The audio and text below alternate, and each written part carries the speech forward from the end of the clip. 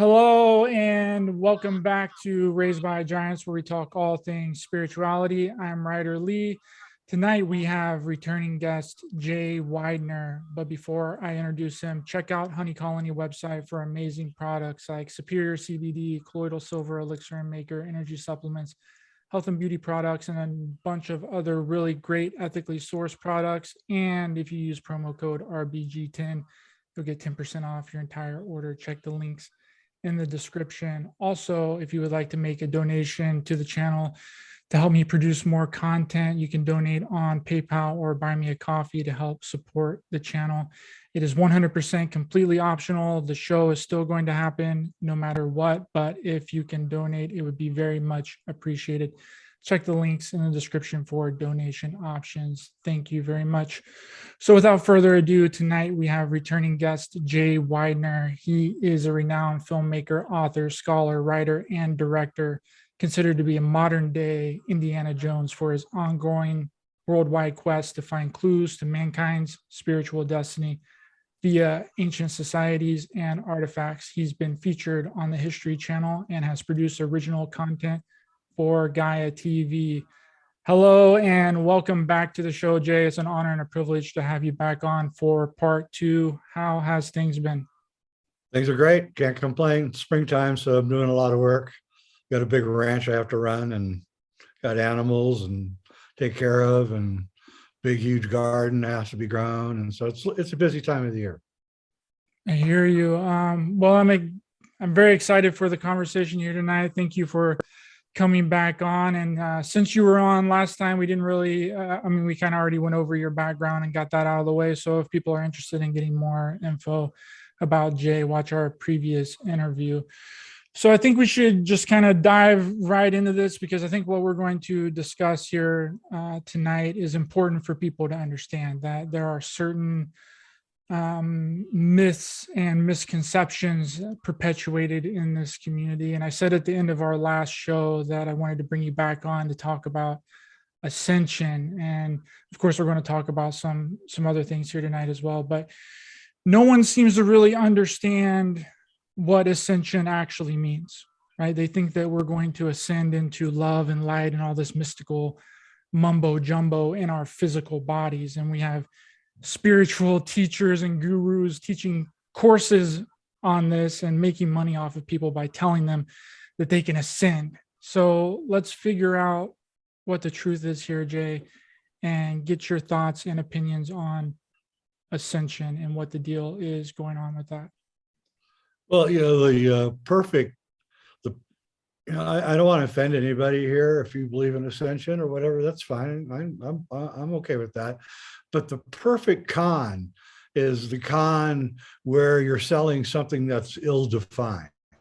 All right. So Ascension is probably the sloppiest word that you could use for a spiritual practice, because it doesn't mean anything.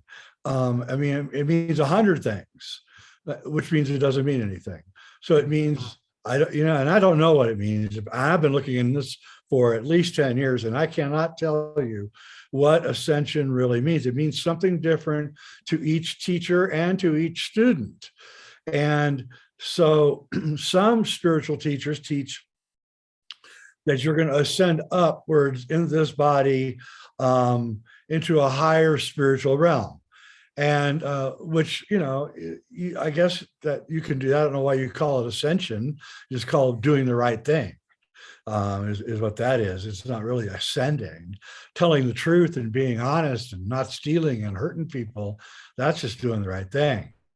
So I don't know. Another spiritual group teaches kind of the Pabasambhava idea that you're going to turn into a rainbow body, of enough meditation and good works. Your body is going to turn into light, and it's going to become a rainbow body. And as far as I know, nobody in these days has ever achieved that. And if they have, please contact me. I want to see the evidence. But there is stories from Tibet and India of people who have left behind their nails and their teeth and disappeared.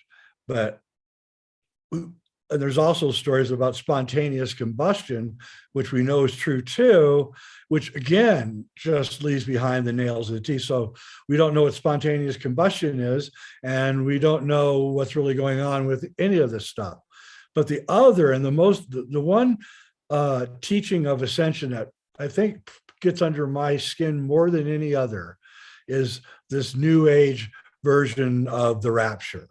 And this is the one that the big guys are teaching. I'm not going to say any names, getting tired of getting sued. So, but they're teaching, and both of the teachers that are teaching this, they're buddies, they both come from a heavily Christian background. One went to a Christian fundamentalist college. The other one's parents were, deeply religious and Christian. There's nothing wrong with Christianity, except that the rapture is a pretty loose concept, even within Christianity. So, and I don't buy it. I don't buy there's a get out of jail free card that you somehow you get to, just for your set of beliefs, you get to get out of the trauma of the world. And so this is the one they're teaching, and they're actually teaching that you're going to be walking down the street one day, and then because you're such a good person, and because you follow their practices and you pay them a lot of money to learn all this, you're one day just going to ascend up out of this body and into the higher realms. Now, what's so perverted about this is that real, true spiritual traditions that are thousands of years old teach that when you die, your spirit begins to fold in on itself, your soul, and it folds in on itself, and it goes up your sushumna, your spine, and comes out the top of your head and travels up into higher realms, which are plasma electrical realms that surround the earth. That is what they mean by ascension, but you got to die first. That's the problem. And death is a super important spiritual act, and everybody has to go through it. And to create a spiritual belief system or a religion based around the fact that you get to escape death shows that clearly they don't understand the spiritual world and what it's really about. Because death is super important that you die, because you have to go through a life review. You have to go through a whole series of initiations, because death is an initiation. You're being initiated, going from one passing of a being to another being, and maybe possibly back and forth. So those are important traditions, but that's not what their tradition, because you can't make any money off of that. How are you going to make money off of telling people that all you have to do is be a really nice person in this life, and when you die, you go up into these realms that are around you, and you learn stuff, and then you decide to come back. Maybe you don't. Maybe you decide to keep going. It's a long, infinite spiritual travel. It's in my movie Infinity, The Ultimate Trip. Is all about this. And I talk to many spiritual leaders, and they talk about it's about death and how important death is. And so that's what it really irritates me more than anything, is that and no one's ascended, by the way. People have spent literally thousands and thousands and thousands of years going to these online courses to learn how to ascend, and nobody's ascended, because if they had, the teachers would be bragging about it. But people have died, and then maybe they ascended, but nobody's actually ascended out of their physical body. Happened, not going to happen. It's a sloppy spiritual concept that irritates me, because it waters down the real spiritual value of tradition, of the ancient traditions from India and Tibet and all the alchemical traditions. And so you can't cheat death. You might be able to live a long life. I believe that's certainly possible, that people can live 200, 300 years old with the right conditions, but you're still not cheating death, and you're just living a long life. So you can't cheat death. Death is something that actually we should welcome. It's a great spiritual learning process, and there's no get out of jail free card. That really irritates me about the whole thing. Yeah, absolutely. And I think we have an astral body, right? We have a plasma body that's right outside of the visible light spectrum of our own body. and you brought up Christianity, and I think that there is, in my opinion, of the Bible is a giant metaphor and a parable, and it's very symbolic, right? And I think that it's mostly alchemical. It's an alchemical process between the male and the female, right?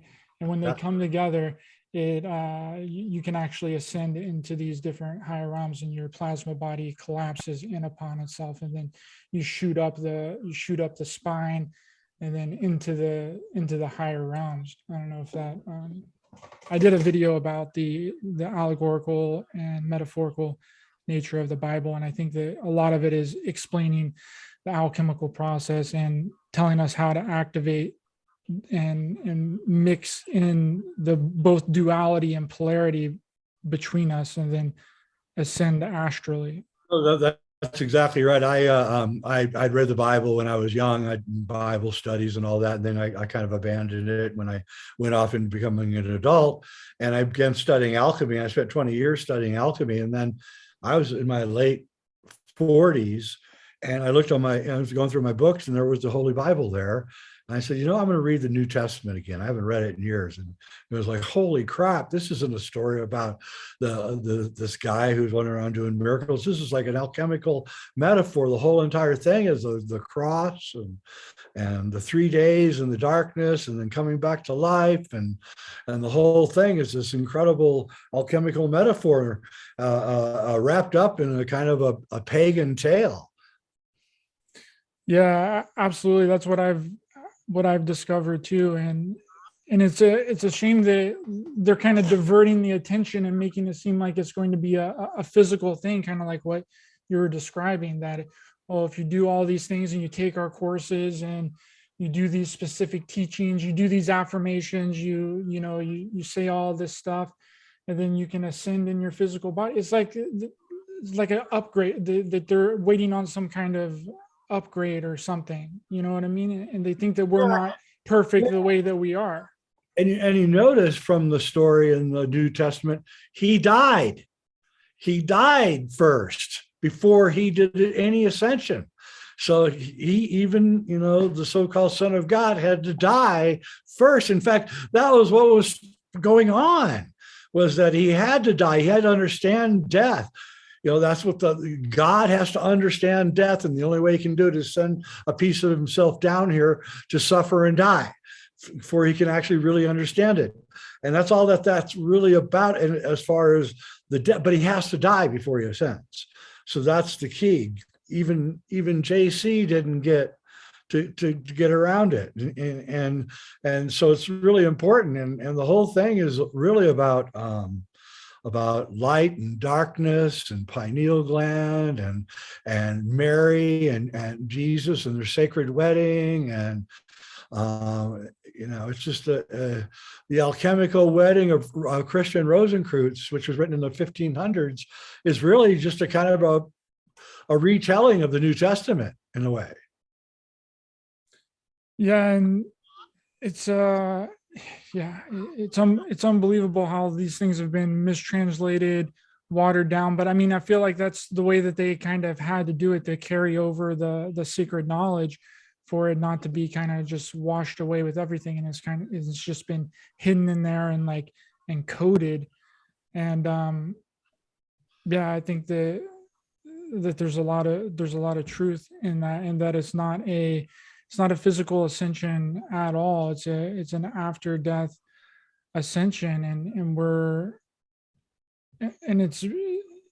it's unfortunate that there's these spiritual teachers and people making money off of the physical ascension aspect. I think that we're very special, Jay, that this reality is really, really freaking special. And there's all these outside forces that are coming out and telling us that this reality is crap, that we're nothing, that we're at the bottom of the food chain. So it's created this really weird thing, like really weird dynamic, where we keep talking down about ourselves and that we need to be more special and stuff. What do you think about that?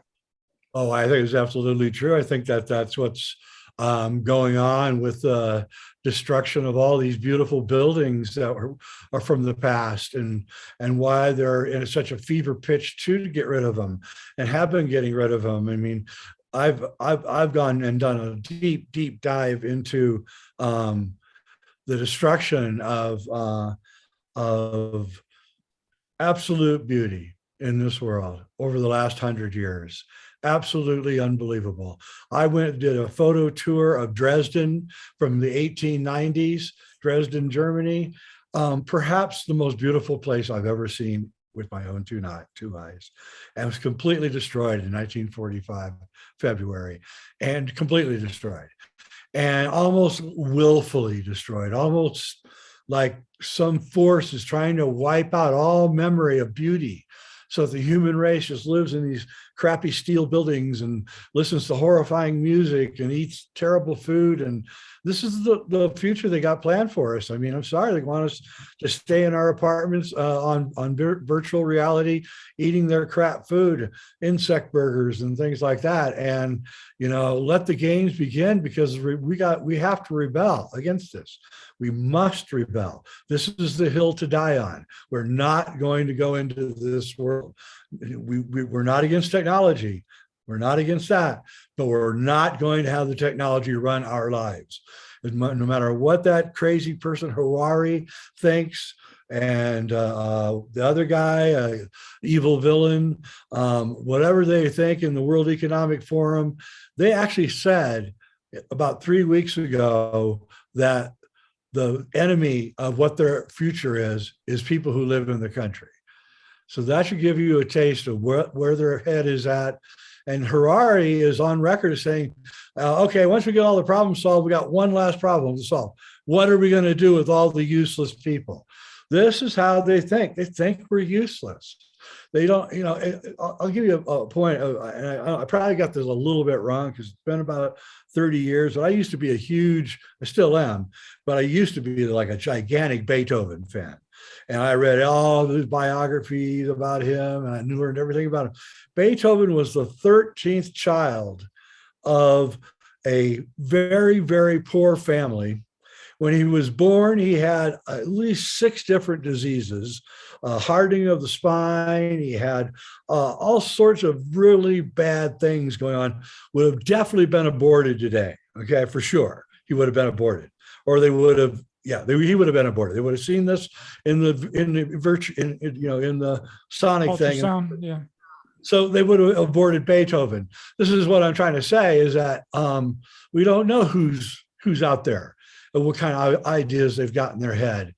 We don't know what they could come up with. I've seen in the poorest countries in Latin America, I've seen, 14-year-old guys putting together the most amazing contraptions to do something on their farm, and the guy has like a 4th grade education, and he's figuring all this stuff out on his own. And so, I'm a huge people supporter. And I saw that the other day, Elon Musk came out and said that overpopulation was a scam. It is a scam.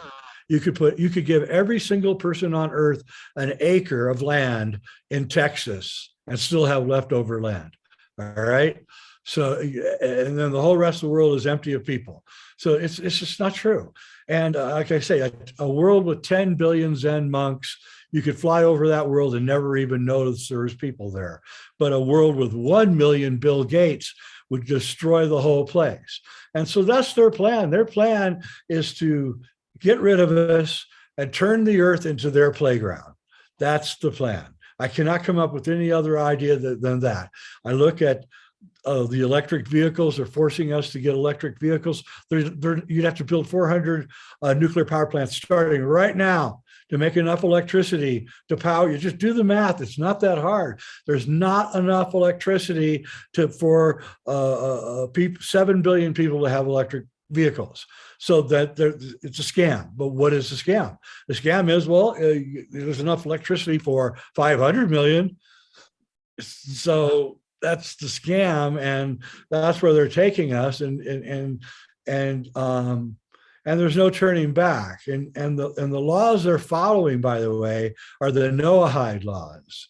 If you want to know where we're going, type in Noahide, Noahide, and it's 7 laws from a group called from in Israel called Chabad, and it's like a I don't know, a hippie group that wants to bring love and peace to the whole world, only under their 7 laws.